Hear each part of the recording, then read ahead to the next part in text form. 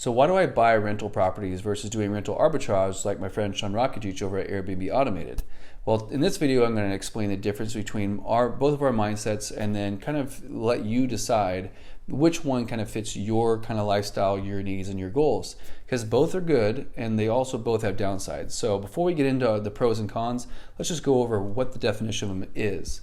Rental arbitrage is basically when you get an apartment lease or a private lease or whatever it happens to be, and then you rent it out like a renter. So you do the monthly rent that the owner or landlord or whatever it is establishes for a typical renter. Then you go out and you put it on Airbnb, and then you make money on top of what your rent is, and then you are basically profiting the difference. So you can do that on a large scale like Saunders or like my friend Sean Rakitic does, or whatever it is. And then you can make anything from an extra couple $100s a month all the way up to hundreds of thousands of dollars a month, depending on how you structure it. So that's great. That's rental arbitrage. Buying, whenever you try to do a buy and hold method, which Airbnb is, then you go out and you basically buy a property for 20-25% down, or if you do it in a specific way that we teach on this channel, you buy it 3 or 5% down. And so when you do that, your monthly mortgage is XYZ, and then you make the spread on top of that. And so kind of the same, but the difference is instead of paying a renter, or instead of being the renter that's paying an owner, you are the owner and you're paying the bank. And so relatively the same. And then at that point, that's kind of where the similarities stop. So the pro of rental arbitrage is that you can speed it up really quick. The rate of return is very, very fast. So basically you can get into one property and then you can start making money on that one property and start seeing that revenue. After you get all your furniture, then you just go get another property really quick. That can happen in relatively a month, 2 months, 3 months, or whatever it is once you start getting enough cash flow. And you just repeat the process, and then by the time you get 5, then you get stacked 10, and then 10 to 20, and then so on and so on and so on, because you're just reinvesting all your cash flow. Now, you're not actually making money in this scenario because you're basically taking all your money and then doubling down each time to increase your portfolio over and over again, which at a certain point in the future you do stop, and then you start just receiving your profits. Another pro rental arbitrage is going to take a lot less money up front to get started.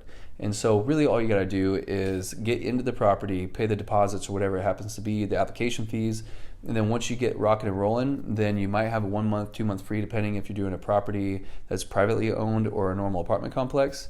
And then your really upfront cost is your furniture, which even then you can put on a credit card and do 0% financing for 2 years, and then you're pretty much no cost in at that point. Very, very little cost. And so then you can just start ramping that up a lot faster.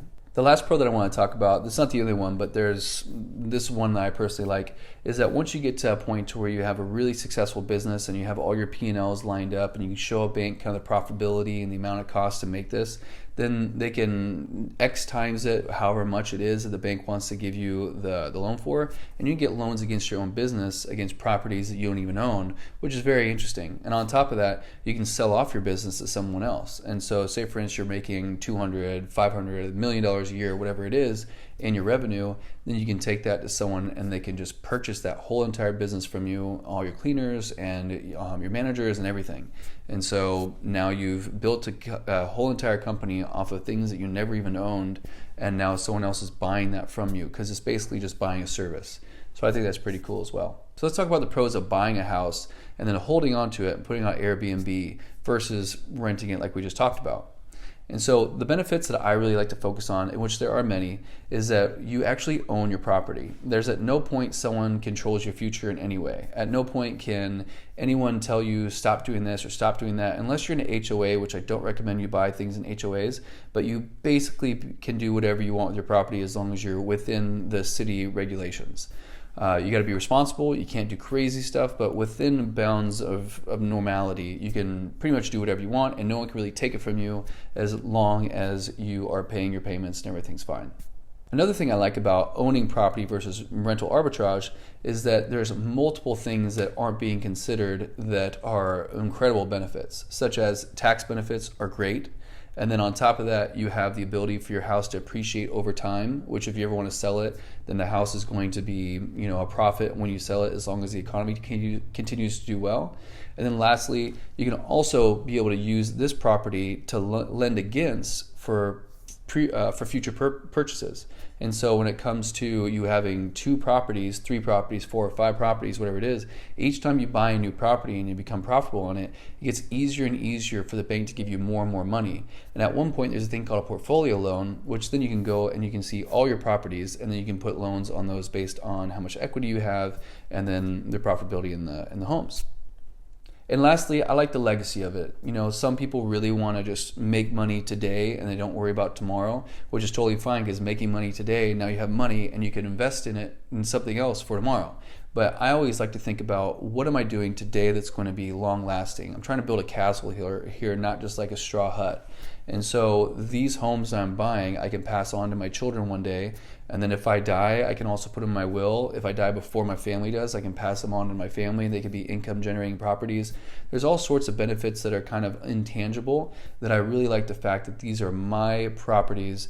And then even if Airbnb falls out, they still can be great rental properties. And then once they're paid for, then for the rest of my life, I'm going to have paid off rental properties that are making me $2,000 or $3,000 a month that I can always live off of, I can always depend on, and I never have to worry about ever having to work again, have a job again, and it's only up to me. Whereas if I did everything on the rental arbitrage side, it's kind of just, they only let you in there for a year or 2 or 3 until they get tired of you being there, and you have to keep on moving. So for me, the biggest pro in owning your property is it really feels like you're actually investing. Whereas the rental arbitrage, I feel like you just have a hustle and you have a job that can go away at any moment. Before we head out, I want to talk about the main con in both sides, in the rental arbitrage and also the Airbnb investing when you buy homes. And that is the exit strategy. And both of them have very risky exit strategies, but one more caters towards one kind of mindset, one more caters towards the other kind of mindset. And so let's talk about that really quick. So the rental arbitrage exit strategy is kind of in the air. And so unless you negotiate that going into the contract, and you have that written down on legal documents, then it's kind of just, Scout's honor at that point.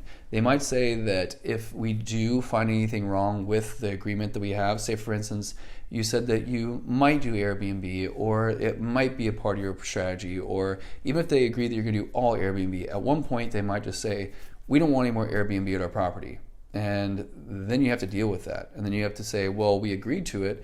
And they say, yeah, we agreed to it in an email, but did you get it in an official document? And then even in that document, is there anything else in that document or any other writings that could possibly negate that? And in the end, do you want to go take the time it takes to get a lawyer, go to court, and then battle the whole thing out versus an entire property management company like Gables or whatever's big in your area? And so what are you going to do in that scenario? Probably, and based on in my own experience and what I've seen from my other clients that I've worked with on rental arbitrage, what normally happens is that it goes back and forth and a lot of huffing and puffing, but in the end the property wins and you got to get the hell out. Let's talk about the main con when it comes to buying and holding with Airbnb investing. Same thing like the other one. Let's talk about exit strategy. And that's what kind of makes me nervous as well, because at any given time, a city might just say, we outlaw Airbnb. Oh, okay, that really sucks. What are you going to do? Now you have this massive debt, you have this big loan on this property, and then you have to make ends meet. Or like the neighborhood that you're in, even though it's not an HOA, the neighborhood all might outvote you, and they might have like this neighborhood Facebook page or this neighborhood group or whatever. They all get together and they plan things and they talk to the city about regulations and codes and stuff like that. And they might all have it in for you and all agree that your house needs to go. And so then they start having the city come out and put all sorts of violations, and then they start calling the cops on every single one of your guests for noise violations. So then you have like all sorts of headache that you're dealing with because the neighbors, because they've just decided they don't want Airbnb in the neighborhood and they want you out. And again, on top of that, the city might just want to start implementing more hotel tax or increase your taxes or whatever it is. And so now you have all these scenarios that you're like, okay, these numbers made sense when I first bought the property. Now they don't necessarily make sense anymore, and my neighbors are total a-holes. And so I don't know how I'm going to continue this. But in my defense, that risk is substantially lower because the likelihood of it happening is much less likely. And on top of that, if Airbnb does stop being as profitable as it is, or they kick me out or Airbnb gets kicked out of my city, then I buy my properties in a way that I make sure that they'll make sense for a traditional standard rental. All right, thank you guys so much for watching this video. If you do have more questions about this and buying and holding rental properties for Airbnb, then I have an entire playlist going from step 1 all the way through everything you need to know, and I answer most of your questions.